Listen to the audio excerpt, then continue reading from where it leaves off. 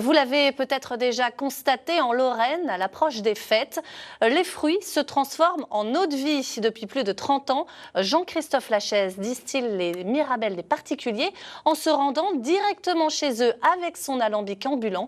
Reportage à Tonne-le-Til, en Meuse, avec Colline Expert et Frédéric Mady. C'est un bien drôle d'engin qui vient tout juste de se garer dans le village. Tous les yeux sont rivés sur son propriétaire, Jean-Christophe Lachaise, distillateur ambulant. Des dizaines d'habitants lui confient leurs tonneaux de fruits. Ça a l'air d'être bon. Bien vinaigré. Merci à vous. Il y a eu beaucoup de fruits. Mais après, quand il y a beaucoup de fruits, des fois c'est un peu moins sucré. Mais ça peut être bon aussi. Il n'y a plus qu'à attendre le résultat.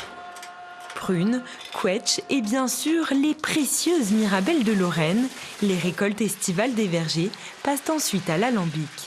Là, je ferme la cuve, j'ai mis le fruit dedans. Et je vais envoyer la vapeur après pour chauffer. Pour chauffer tout doucement à la vapeur et libérer l'alcool. C'est le sucre du fruit qui s'est transformé en alcool. Il faudra patienter 1 heure pour transformer 100 kg de fruits en eau de vie. L'occasion pour ses voisins de déguster les boissons des uns et des autres, produites sous leurs yeux. Excellent.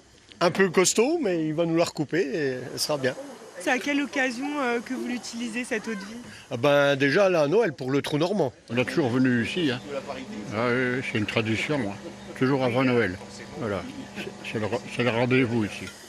Bouilleur de cru depuis 32 ans, Jean-Christophe a hérité de la passion de son père et de son grand-père, dont il utilise encore aujourd'hui le matériel pour distiller.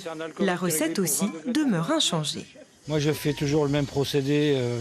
J'applique toujours la même méthode et ça fonctionne.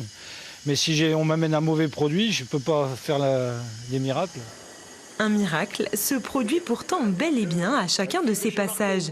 Il parvient à créer du lien social dans les villages et à transformer une récolte en un souvenir partagé.